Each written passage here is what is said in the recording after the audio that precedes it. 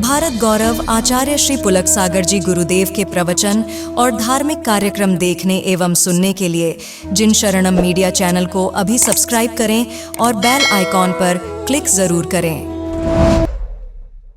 आज मैं बात कर रहा हूं मुंबई के देवनार कत्ल खाने की बात नहीं कर रहा हूं, स्लाटर हाउस की बात नहीं कर रहा हूं, मैं दिल्ली के ईदगाह स्लाटर हाउस की बात नहीं कर रहा हूं। ध्यान रखिए, मैं आपसे हैदराबाद के अलकवीर कत्ल खाने की बात नहीं कर रहा हूं। एक और स्लाटर हाउस है जो बड़े बड़े घरों में पनप रहा है, अमीरों के घरों में पनप रहा है, महाजनों के घरों में पनप रहा है। एक और चलता फिरता स्लाटर हाउस, वो कोई हाउस जगह जगह है तो वह है गर्भपात एवर्सन का स्लाटर हाउस। ध्यान रखना, जांच की जाती है, सोनोग्राफी होती है, पता किया जाती, कानूनन अपराध बन चुका है। ध्यान रखिए, कानून इसके लिए सजा देता है, लेकिन चोरी छिपे सब कुछ होता है। जांच की जाती है उसकी, और पता चलता है लड़की है तो उसे जन्म लेने से पहले खत्म कर दिया जाता है। ध्यान रखिए मान्यवर, मेरा आपसे निवेदन है, लोग कहते हैं बेटियां कम हैं इस देश में, कम नहीं है, उनकी हत्याएं ज्यादा होती हैं। 2008 में मेरा चतुर्मास उदयपुर में था, फतेह सागर में, मैंने उस समय सुना कई भ्रूण पड़े हुए हैं, मरे हुए। ध्यान रखना, हवस की शिकार ये लड़कियां, वासना में डूब जाती हैं लड़कियां, थोड़े से सुख के लिए एक गर्भपात कराया जाता है। ध्यान रखें, नाजायज औलाद, अनचाही औलाद, उसको मार दिया जाता है। मान्यवर, मेरा आपसे निवेदन है कि आज पूरे देश में चोरी छिपे ये कुकर्म हो रहा है। ध्यान रखना है मान्यवर, कुंवारी बेटियां मां बन रही हैं, हॉस्टल में रहती हैं, बाहर पढ़ाई करती हैं, हवस का शिकार हो जाती हैं। ध्यान रखना, और बच्चों की हत्याएं होती रहती हैं। इस पर रोकथाम लगना चाहिए, और ये रोकथाम मैं सरकार से नहीं कहूंगा, ये रोकथाम हर परिवार को लगाना पड़ेगा। अपनी बेटियों पर नजर रखना पड़ेगा, उनके संस्कारों पर नजर रखना पड़ेगा, उन पर हमें ध्यान रखना होगा। ये मत सोचो कि हॉस्टल में भेजने के बाद हम फ्री हो गए, हम जिम्मेदारियों से मुक्त हो गए। नहीं मेरे भाई, 80% बच्चे तो पढ़ने कम, मौज मस्ती करने ज्यादा बाहर जाया करते हैं, घूमने फिरने ज्यादा बाहर जाते हैं। बोले इसलिए जाते हैं जनरल नॉलेज बढ़ेगा, ये नॉलेज बढ़ेगा तुम्हारा, इस तरह के दृश्य तुम्हारे घर के सामने आकर खड़े होंगे। मान्यवर, आपसे निवेदन करता हूं, मारा जा रहा है एक गर्भ में आया हुआ बच्चा, क्या बिगाड़ा उसने तुम्हारा? भगवान महावीर कहते हैं ना कि औलाद आ गई है तो उसे जन्म दो, और चाहते हो कि हमें औलाद नहीं चाहिए तो संयम से रहना सीखो, अपने जीवन में मर्यादा में रहना सीखो, संयम में रहना सीखो, और यदि आ गई है उसे जन्म देने का अधिकार जरूर उसे प्रदान करिए। गर्भपात 1, पाप 4। ये मत सोचना कि तुमने एक मादा भ्रूण हत्या कर दी है, एक को मारा है, नहीं, गर्भपात 1, पाप 4 हुआ करते हैं। पहला पाप, तुमने एक अतिथि की हत्या की है। अतिथि जानते हो कौन होता है? हमारे यहाँ अतिथि को क्या बोलते हैं?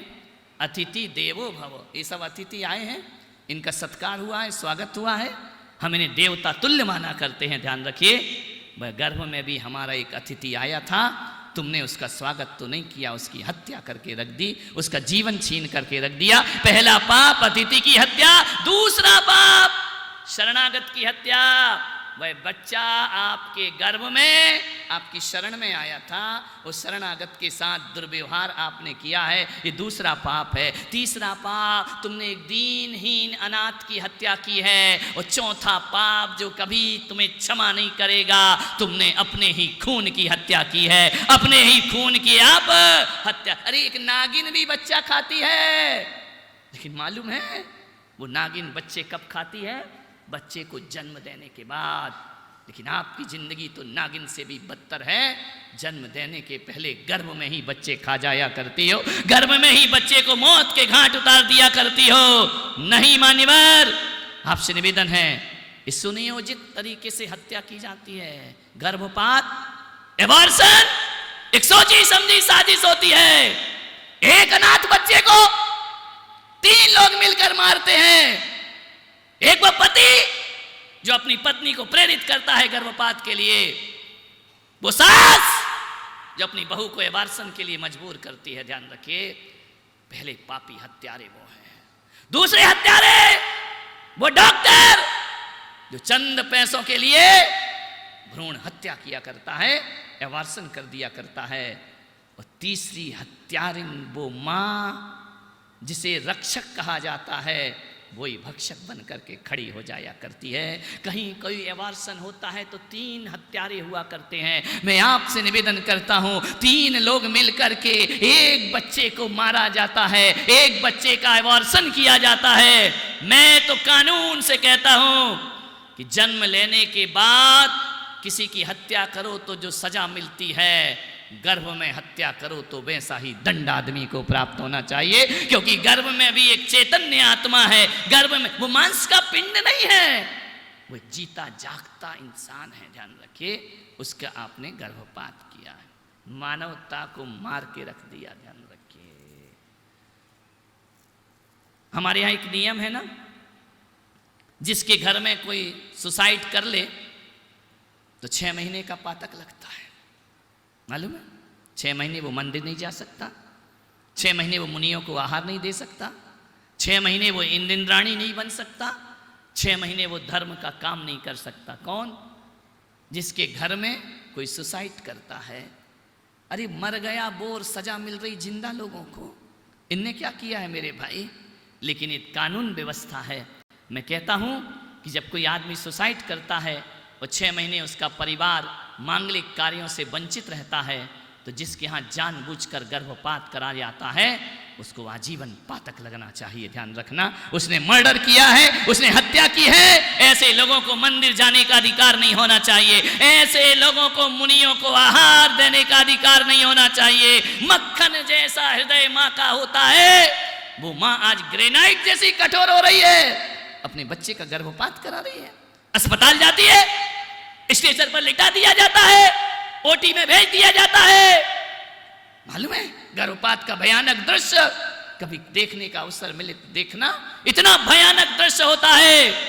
उस माँ जो गर्भपात कराने आई है, उसके पेट में कैंची जाती है, चाकू जाते हैं, हथौड़ी जाते हैं, उस बच्चे को टुकड़े टुकड़े करके मारा जाता है, उस बच्चे की हत्या की जाती है। बच्चा ऊपर नीचे गर्भ में होता है, स्थान बहुत छोटा होता है, लेकिन उस छोटे स्थान में उस अबोध बच्चे का कत्ल किया जाता है। अरे वो छोटे छोटे हाथ जो कभी माँ के गाल पर हाथ रखते, वो छोटे छोटे गाल जिस पर कल माँ कभी माँ अपना चूमा प्रदान करती, माँ चूमती उन गालों को, वो छोटे छोटे घुंघराले जो तरस रहे थे कि जन्म लूंगा तो मां इन पर हाथ फेरेगी। ध्यान रखना, माता ही कुमाता हो गई, मां ही बच्चे को मार रही है। चाकू जाते हैं धारदार, और अंदर जाकर बच्चे की बोटी बोटी की जाती है। बच्चा चीखता है, बच्चा तड़पता है, बच्चा रोता है, वह मां कह करके बुलाता है, लेकिन कैसी पत्थर दिल मां है, भीतर की आवाज उसे सुनाई नहीं दिया करती है। डॉक्टर उसकी हत्या कर रहा है,